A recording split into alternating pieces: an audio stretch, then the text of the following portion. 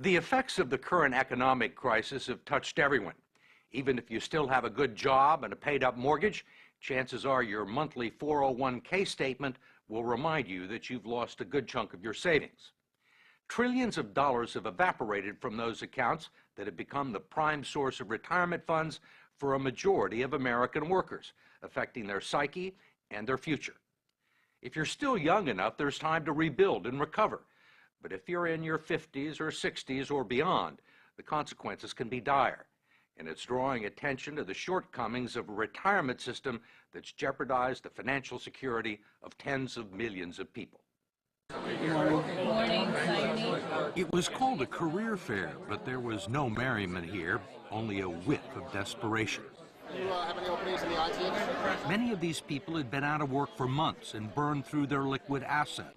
Alan Weir, who turned 60 this month, showed us his latest 401k statement, which he hadn't had the courage to open up. I'm afraid. You're going to open it now? You want me to? Let's do it. There's good reason for his trepidation. Nearly half of his life savings have vanished in a matter of months. It went down again. How much are you down overall? About $140,000. Do you think you'll ever get it back? I'll probably never see it come back. I was looking to retire probably when I hit 62. I can't do it now. I'll probably be working until I'm at least 70. I'm a Microsoft Office diva. Until she lost her job, Kathleen Coleman had spent nearly 30 years working as an executive assistant on Wall Street. She doesn't have much to show for it. Tell me about your 401k. Does this answer the question? This is what it was in 2005. 2007, you're down below 2005. Right. Another one went down almost $40,000. One was Right. 88,000, and then it went down to like 50. In Dearborn, Michigan, Terry and Donna McNally are barely holding on. He lost his sales job in August. The condo they bought 15 years ago is worth less than their mortgage, and 40% of his 401k retirement savings is gone. Donna is the main provider now. Are you here for Joan? Yes. Terry considers himself fortunate to have found part-time work greeting the bereaved at a funeral home and making lattes at Starbucks, There you go. where colleagues young enough to be his grandchildren have taken him under their wing. What's the hardest part? I'm no longer sitting in a computer or driving in a car to a call. Do you think you'll ever be able to retire? I don't see that day. Can no longer see that day. What kind of a retirement plan allows millions of people to lose 30 to 50% of their life savings just as they near retirement? David Ray, president of the Profit-Sharing 401k Council of America and a lobbyist for the 401k industry, says it's one that empowers people to make their own investment decisions. 401k is the absolute best way people can save for retirement. They absolutely are the best retirement vehicle we have. How can you say it's the best available if it has let down tens of millions of people at the time they need the money the most? That's not a 401k problem. That is our entire investment system. This is about the markets went down for everybody. Nobody was saved in the current thunderstorm. Ray says that many people still have more money in their 401ks than they've actually contributed. He says everyone had multiple investment options, including low-yield guaranteed returns, and he believes people who lost money have no one to blame but themselves. In America, it's a society based on freedom and choice and personal responsibility. We need to help them understand these responsibilities and execute them to the best they can. 401k is part of that. There are no guarantees. What about the people who are 63 or 64?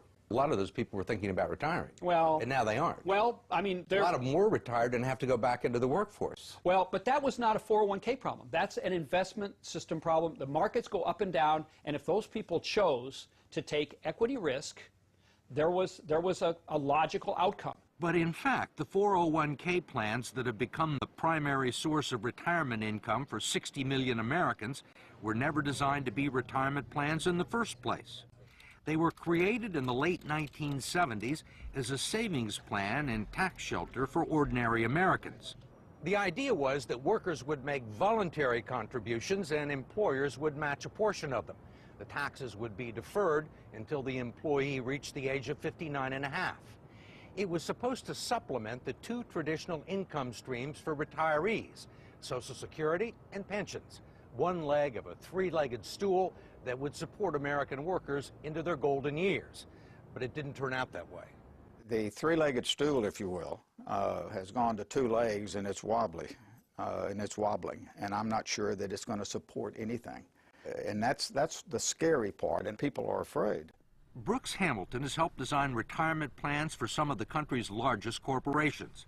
He says 401ks turned out to be so much cheaper than funding pensions that many companies decided to freeze their pension plans and replace them with 401ks. The decision created millions of new employee investors for Wall Street and the financial community, and they pounced on the opportunity. If you go back and track the mutual fund growth in assets, and you track the growth in 401k plans, it looks like a railroad track leading to the sky. They are parallel tracks. So the big beneficiaries were the mutual funds. That's right. That's correct. The fact is that the typical 401k investor is a financial novice. They don't know a stock from a bond. And we give them a list of 20 or 30 mutual funds with really, really powerful names. You know, they sound like, gee, that's where I want to have my money. What are generally the quality of the mutual funds and 401k plans? Mediocre.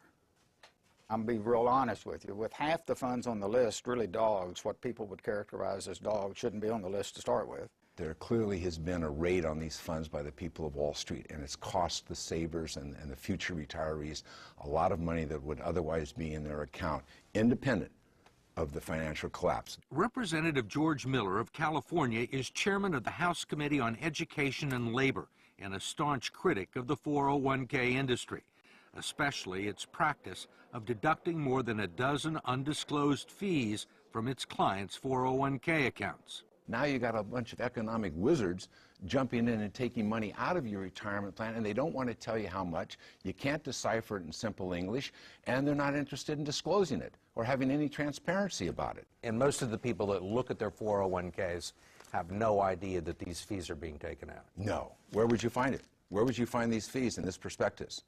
You can look on any page you want, and when you're all done reading it, and you will find some of the fees and the commissions here, but you won't find them all, and I bet you won't find half of them. There are legal fees, trustee fees, transactional fees, stewardship fees, bookkeeping fees, finder's fees, and the list goes on and on. Miller's committee has heard testimony that they can eat up half the income in some 401k plans over a 30-year span, but he has not been able to stop it. We tried to just put in some disclosure and transparency in these fees, and we felt the full fury of that financial lobbying. David Ray, a lobbyist for the 401k industry, says he favors disclosing the fees, but his partners in the financial industry don't. You think most people know these fees exist?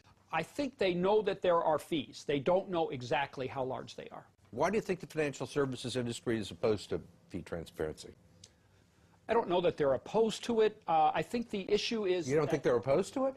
Well, they want to keep... You're a lobbyist in Washington, right? You know they're opposed to it. George Miller hasn't been able to get a bill to the floor. I think they want to keep the systems as simple and not make changes. They like the way things are, and whenever you push people out of their comfort zones, you know, it's an issue. I mean, they're comfortable with the situation because they're making a ton of money, or they have made a ton of money. Well, and their systems are set up. We wanted to ask David Ray, who's been so bullish on 401k plans, one last question about what the future holds for people like Terry and Donna McNally and Kathleen Coleman. Need a babysitter? Most of the people that we've talked to are 50 and 60 years old, Right. and have sustained these losses, say there is no way they're ever going to make them back. Right. Do you agree with that? I think we have to be truth tellers. I think that when a person has hit this point and we've had this unfortunate situation, I don't think we can misrepresent what the possibilities are. And the reality is that money's not coming back that they've lost. They can't count on it. They have to, maybe they have maybe if they work 10 more years, it'll come back by but it's important that they not have unrealistic expectations.